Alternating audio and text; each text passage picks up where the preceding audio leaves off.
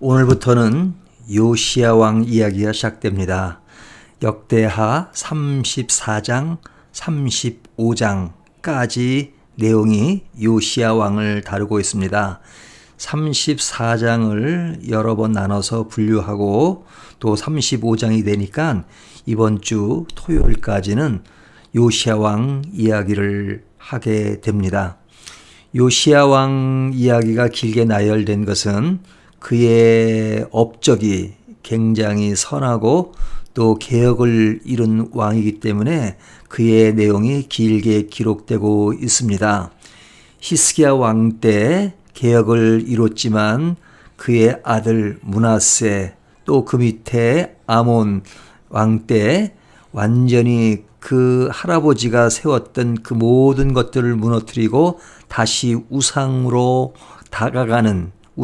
나아가는 그런 상황이 되었습니다. 어렵게 이룬 신앙적 질서를 다 무너뜨리는 안타까운 일이 있었습니다. 하지만 다행인 것은 요시야 왕이 들어서면서 그는 무너졌던 것을 다시 일으키게 되는 것이 얼마나 감사한지 모르겠습니다. 우리가 역사를 보면 악한 힘이 계속될 때는 그것이 전부인 것 같지만 그러나 또 때가 되면 그 역사가 뒤바뀌고 새로운 그런 일들이 되어질 수 있다는 것은 너무 감사한 일입니다. 또 반대로 이야기하면 히스기야 왕의 개혁을 이뤘지만 그 아들 때부터 다시 무너지는 것을 보면 우리가 늘 지금만 생각하지 말고 다음 이루어지는 것까지 생각해야 된다는 마음을 갖게 합니다. 태양이 떴을 때는 또 먹구름이 낄 수 있다는 것을 전제하고 또 먹구름이 끼었을 때는 태양이 보이지 않지만 태양이 있다는 것을 생각하고 때에 따른 일어서고 때에 따라서는 겸손한 마음을 갖는 것이 매우 중요하다는 생각이 듭니다. 요시야 왕 개혁에서 우리가 배울 수 있는 것은 무엇이냐? 그는 8세 때 왕이 되었습니다. 굉장히 어린 나이죠. 하지만 그가 개혁을 적극적으로 이루은 것은 20세가 되었던 것입니다. 그러니까 8세 왕이 되었으니까 그로부터 12년 후죠. 그가 8살 때에는 잘 몰랐던 것 같습니다. 하지만 오늘 본문에 보면 그가 8년 후 16세가 되었던 때에 그는 하나님을 바로 찾고라고 말씀하고 있습니다. 그러니까 그가 16세 때 정말로 하나님을 만났고 그로부터 4년 후 20세가 되었던 해에 개혁을 시도합니다. 그의 개혁은 정말로 강한 정치력을 발휘했습니다.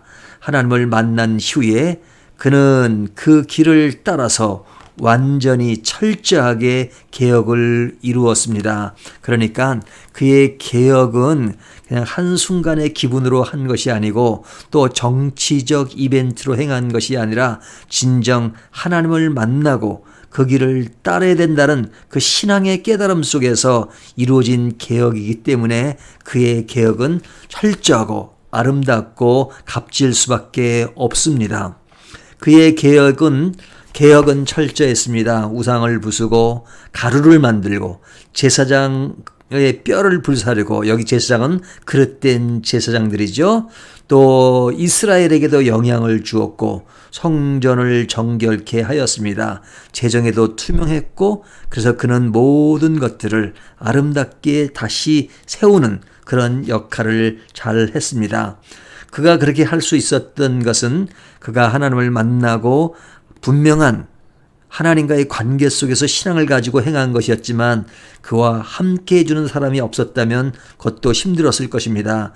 여기에 나오는 제사장 또 선지자 헌신자들이 늘 그와 함께하면서 그의 개혁을 돕고 그의 개혁을 성취할 수 있도록 도운 동역자들이 있었기 때문에 그것이 가능했던 것 같습니다. 요시야의 개혁은 오늘 본문으로 끝나는 것이 아니라 내일 모레도 계속되고 있는데요. 이런 개혁을 다시 이룰 수 있다는 것이 얼마나 감사한지 모르겠습니다. 오늘날 우리 시대가 또 잘 되었던 것들이 또 무너지고 그래서 안타까울 때가 있지만 그러나 다시 하나님은 일어서기를 원하시고 또 우리가 일어서는 것에 하나님은 또 역할을 하기를 원하십니다.